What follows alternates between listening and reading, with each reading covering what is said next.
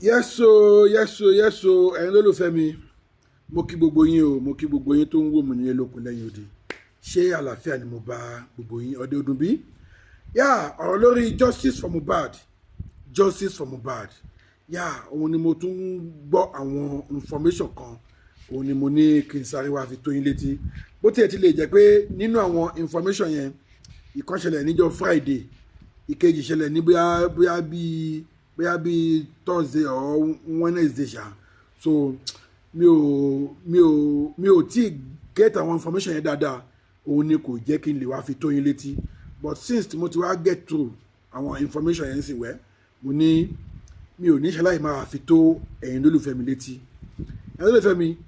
information méjèèjì tí mo fẹ́ fún yín ọ̀rọ̀ lórí justice for Mohbad náà ni. Ìkan lórí lọ́ọ̀yà Odùmọ̀ṣù, ìkejì lórí ti Àṣànà fúnra rẹ̀, Àṣànà transformer aláṣeyíká animation ẹ̀rí gbórúkọ ọmọ yẹn pọ̀ gan. Yà, òun ní kejì. Yà, ẹ jẹ́ kí n kọ́kọ́ bẹ̀rẹ̀ lórí ti lọ́ọ̀yà Odùmọ̀ṣù.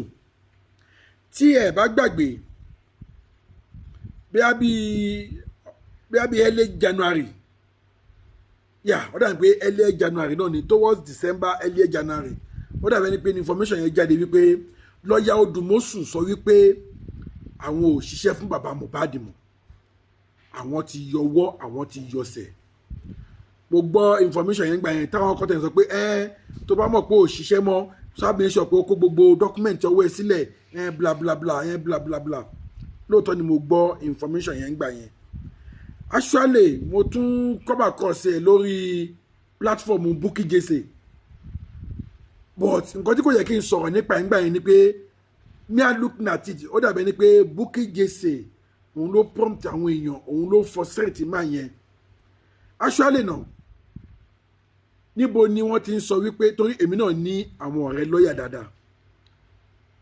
báwo ló ṣe máa sọ pé òun ṣe criminal case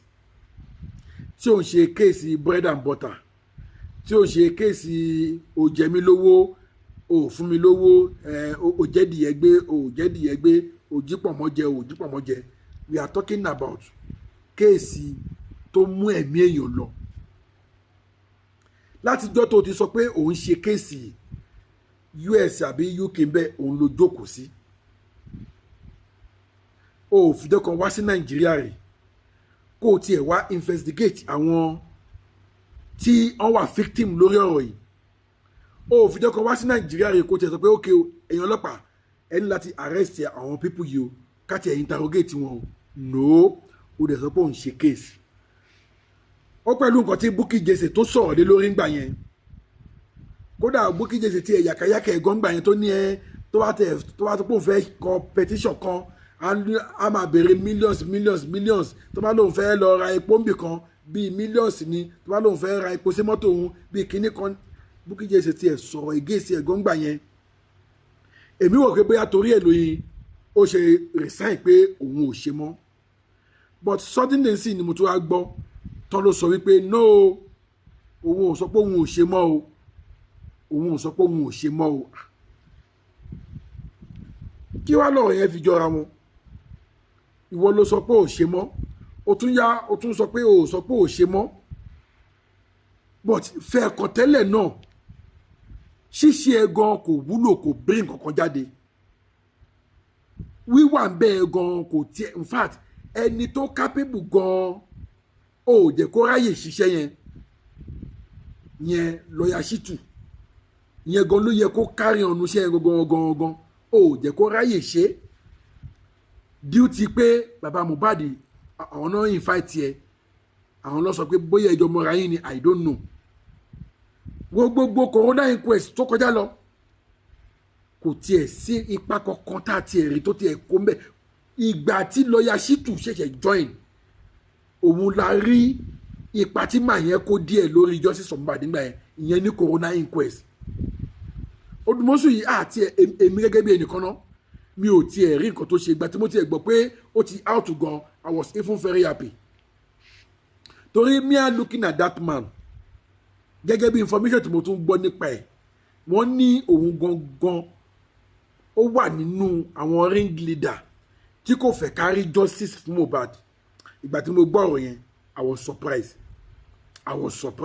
ẹni tó lè fẹ́ mi nígbà tí mo gbọ́ ọ̀rọ̀ yẹn pé ó jẹ́ ring leader nínú àwọn tí kò fẹ́ jẹ́ kárí justice fún Mohbad. Mo ní abájọ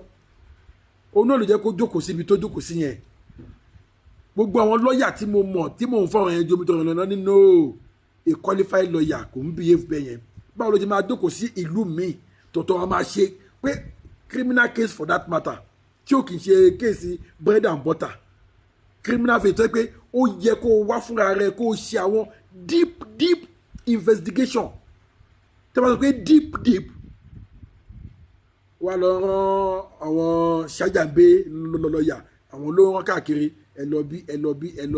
wọn ló kàn gbowó ni. Mo níwèé ó rẹ́sẹ̀ wèrè òòbù ṣọlọ́gbọ́n jẹ́ gbé tiẹ̀ sílẹ̀. Ìgbà tó yẹ pé àwọn tó gbéṣẹ́ fún náà wọn ò mọ capacity ẹ̀ wọn ò mọ nǹkan tó lè ṣe. Àwọn náà kọ́ gbéṣẹ́ fún in the name of pé àmọ̀rí bóyá ọ̀rẹ́ ni wọ́n bóyá ẹnìkan dẹ̀ ló introduce wọn sí bàbá Mohbad who know. Ìgbà tí mo gbọ́ gbókù yẹn wàláhì I was very happy torí pé kí ni wọ́n lóhun gan pẹ̀lú ẹni tó ń delay justice for Mohbad wọ́n ló pẹ̀lú.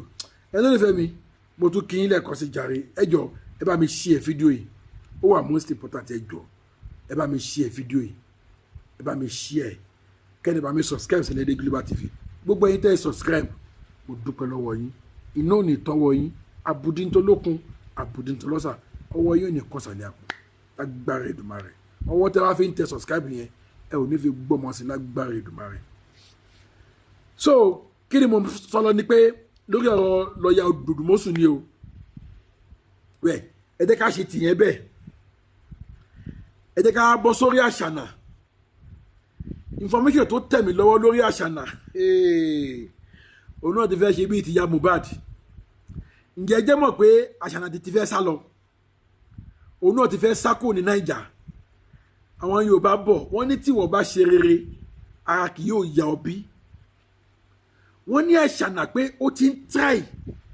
láti gba físà láti já kúrò ní Naija tipẹ́tipẹ́ wọ́n ní but Ọlọ́run ò jẹun fún wọ́n ní Ọlọ́run ò jẹ́ kán fún níjọ́ Friday yìí àwọn tó pàdé ẹ̀ ní America Embassy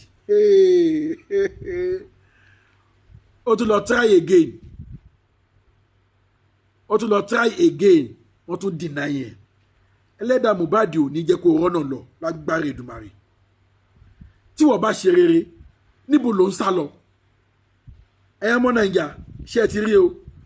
bọ́ ṣe fẹ́ jẹ́ kó escape nìyẹn o bọ́ ṣe gbé Bobrisky escape òun náà tó fẹ́ gbé òun náà escape yẹn o. Ẹlẹ́dàá Mohbad ò dé ní sùn ẹlẹ́dàá Mohbad ò ní jẹ́ kó rọ́nà lọ lágbára Èdùmàrè. Gbogbo ẹ̀yin agbófinró gbogbo ẹ̀yin immigration port of entry ẹ jọ̀ọ́ ẹ máa ṣọ́ Wùnmí ẹ máa ṣọ́ ọmọ Àṣànà yẹn kò gbọ́dọ̀ jáde kó nu Nàìjíríà o. Ọkọ ẹ ṣì wà nínú mọ́ọ̀gì nínú òtútù níbi tán dè mọ́ níbi tán bò mọ́ àmì bó o ṣe fẹ́ sá kó ní Nàìjíríà òun lòun wá báyìí sí. You see ẹ̀kọ́ ti fojú múmu hàn ẹni lólùfẹ́ mi ṣé ẹ̀kọ́ ò ti fojú múmu hàn báyìí tó o bá mọ nǹkan kan pa ẹ̀ níbo ló ń lọ. Amúkábítán àwọn díòtì kan sọ pé ṣebí ìjọba ò tí ì fún ní house of arrest ṣebí ìjọba ò tí ì lé ẹni òfin kankan lé lórí ṣebí ìjọba ò tí ì declare as a wanted ṣebí ìjọba ò tí ì sọ pé kókó arrest ẹ̀ ó sì free ó lè lọ anywhere tó bá wù lẹ́ni tọ́pọ̀ ẹ̀ kú tán sì ń ṣe ẹjọ́ lórí ọ̀rọ̀ ọkọ ẹ̀ tó kú. Ṣé irú ẹ̀ ló yẹ kó tiẹ̀ ní tíǹkì pé òun fẹ́ jáde kúrò nílùú tó bá jẹ́ pọ́wọ́ ẹ̀ mọ́ tọ́wọ́ ẹ̀ bá mọ́ ṣé irú ẹ̀ ló yẹ kó sọ pé òun fẹ́ jáde kúrò nílùú. Kódà àwọn tó rí wọ́n tún describe aṣọ tó wọ̀ wọ́n ló wọ top white ó wọ jeans àbí trouser brown ó lo black wig short one wọ́n ní short one ní black wig tó lò yẹn àwọn short one yẹn kò kí n ṣe àwọn tó máa ń gùn yẹn short black wig òun ló lò ó dẹ̀ gbé Liam dání ṣé rí ibi ọ̀rọ̀ Liam yẹn gangan òun ni mo wá ń lọ ibi ọ̀rọ̀ Liam yẹn gangan òun ni mò ń lọ. A ti ń perú eléyìí kò jọ bàbá kò jọ ìyá irú ọmọ òní ká wá pè ta ló jọ ẹ lólùfẹ́ mi nígbà tí ó bá jọ bàbá tí ó jọ ìyá ẹjọ ta ló wá jọ bí àṣẹ olórí kan ó ní èmi ní yóò jọ ìwọ ní yóò jọ bó o bá bímọ náà tán ò ta ní yóò jọ èmi ní yóò jọ ó ìwọ ní yóò jọ bó o bá bímọ náà tán ò ta ní yóò jọ ẹjọ ta lọmọ Wùnmí jọ wọ́n ní kò jọ Wùnmí tó bí jáde nínú ààrẹ wọ́n ní kò tiẹ̀ fi ibì kankan jọ Mohbad gan tá a wá ń pè ní bàbá ẹ̀ wọ́n ní kò tiẹ̀ fi ibì kankan jọ eyín la rí bólẹ̀gì la rí ẹ ti wá wo the funnest part ẹ wo the funnest part Wùnmí àti Mohbad èèyàn dúdú la mọ̀ wọ́n sí Wùnmí kan ó kàn wá fẹ́ ó kàn àtún lè pè ní láìtà náà ó kàn wá fẹ́ bóyá let's just say láìtà Wùnmí ò ń ṣèyàn pupa Mohbad ò kì í ṣèyàn pupa ẹ jọ ta ni Liam fi pupa jọ o wọ́n ní Liam kó ó pupa níbí wọ́n ló pupa níbí ẹ jọ nígbà téèyàn dúdú méjì bá bímọ báwo lèèyàn ṣe máa ń bímọ níṣọ ewúrẹ́ tó ń yà ní sọ́gùtàn báwo ni màálù ṣe ń bímọ tó máa jọmọ ewúrẹ́ kò yé mi o ẹni tó describe ẹ̀ wà láì ó describe ẹ̀ débi wípé ó lọ́mọ yẹn ò tiẹ̀ kò fi ibi kankan jọ bàbá àti ìyá rárá tọ́ nígbà tí ò kì í ṣẹ̀jẹ̀ Mohbad ẹni tó fẹ̀jẹ̀ jọ náà ló ti fẹ̀jẹ̀ jọ yẹn ẹni tó fẹ̀jẹ̀ jọ ló ti fẹ̀jẹ̀ jọ yẹn can you imagine aṣana o lójú tì ní ó dẹ̀ tún ṣì ń dúró ń do wípé Liam náà ọmọ Mohbad ni nígbà tí ẹ̀kọ́ ti fojú múmu hàn báyìí ẹ ló lè fẹ́ mi tẹ́ ẹ bá rí bọ́n ṣe describe gbogbo ọmọ yẹn ṣe rí pé wọ́n ló pupa tó wọ́n sọ pé èèyàn pupa ọmọ yẹn pupa mo ní Mohbad ò dẹ̀ pupa Wùnmí fún ara ẹ̀ náà ò dẹ̀ ń ṣọmọ pupa bóyá kírìmù náà dẹ̀ ló lò tó fi di pé ó kàn láìtì díẹ̀ just let us dey chocolate yà níbo ló ti wá rí ọmọ pupa ó ṣùọ̀ wípé bàbá ẹ̀ ló fi ẹ̀jẹ̀ jọ yẹn ta wá ní bàbá ẹ̀ ta ní bàbá bébì who is the baby father Wùnmí Àṣànà transformer aláṣẹ yíká kò mọ́kọ̀ animal ṣahun ta lọ́mọ́jọ ó ti mọ́ nínú ara ẹ̀ the answer is in your heart ó kàn ń da àwọn ọmọ Nàìjíríà ríboríbo ó kàn ń da àwọn ọmọ Nàìjíríà sọ́tún sósìn ẹlẹ́dàá Mohbad ò ní jẹ́ kó sùn ẹlẹ́dàá Mohbad ò ní jẹ́ kó nísinmi ó ní lójú oorun ọ̀ǹtì tá a bá rí justice fún Mohbad tá a bá rí justice tó bá sọ pé o sí ń bẹ ó kù wọ́n ó kọ́ lọ́hùn àmọ́ mo mọ̀ pé tó o bá mọ̀ ń pa ẹ̀ tọ́ba ayé ò bá dá dáadáa tọ̀run á dá tọ̀run á dá tí mo tiẹ̀ mọ̀ wípé ọba ayégun á dá torí pé àwọn ọba ayégun sì wọ́n ti rí di òtítọ́ rọ̀ wọ́n ti rí di òtítọ́ rọ̀ amúkáwé tán ó gba American embassy lọ ó fẹ́ jápa where are you jato where are you jato a ò ní kó má jà ní sùúrù jẹ́ kó parí kéèsì tó ń bá gbogbo yín fà tó bá ti fine yẹn free fine you can go kò sẹ́ni tó díẹ̀ mú pé kó o má travel ṣebí ìyá ọkọ ẹ̀ náà òun náà fẹ́ jápa ọ̀pàdé yẹn náà ní passport office kílẹ̀ ń bá ká tẹ́yìn bá ṣe rere ara kì yóò yá yín bí ẹ ti mọ̀ wípé at the end of the day ẹ máa guilty ọ̀rọ̀ yìí ìṣèdí kẹ́ẹ̀dẹ̀ jẹ́wọ́ fún gbogbo ọmọ Nàìjíríà kọ́ dẹ̀ pardon yín ẹ kọ̀ ẹ jẹ́wọ́ ẹ wá ń da Nàìjíríà láàmú ṣẹ́rí gbogbo wà látẹ̀ fún Nàìjíríà ṣe yìí ẹ jẹ̀yà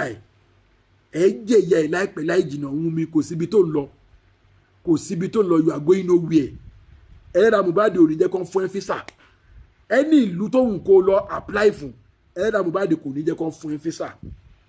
until tó bá parí justice for Mohbad òun ló máa tó nísinmi tó ìyẹn tó bá mọ́wọ́ ń bẹ̀ bọ̀ tó bá mọ́wọ́ ń bẹ̀ tó bá nípa ń bẹ̀ you will go down for it in Jesus name amen ẹ̀rọ nífẹ̀ẹ́ mi àwọn onírìn jù báyìí lọ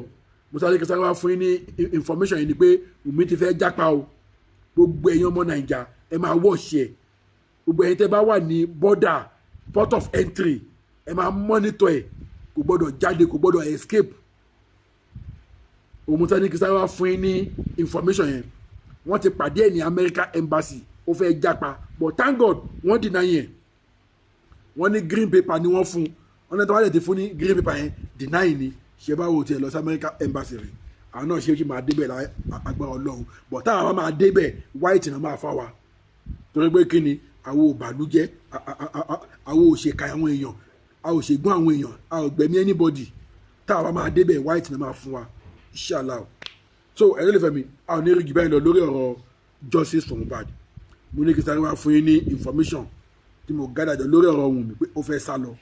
tọ́lọ́hún ò dẹ̀ jẹ́ kí wọ́n grant ẹ̀ ní fisa olúwa ò ṣe so tí n bá tún get any information mi tí mo rí pé ó máa wúlò fún ẹ̀yin lólùfẹ́ mi mi ò ní hesitate láti mú wá fún yín ẹ jẹ́ ká jọ máa jẹ ìgbádùn ètò yìí ẹ̀yin tẹ́ bá ti subscribe ó yá ẹ subscribe ká jọ máa jẹ ìgbádùn ètò yìí ẹ bá mi share fídíò yìí kẹ́ni bá mi subscribe sílẹ̀ LA Global TV mo tún padà bọ̀ ire o.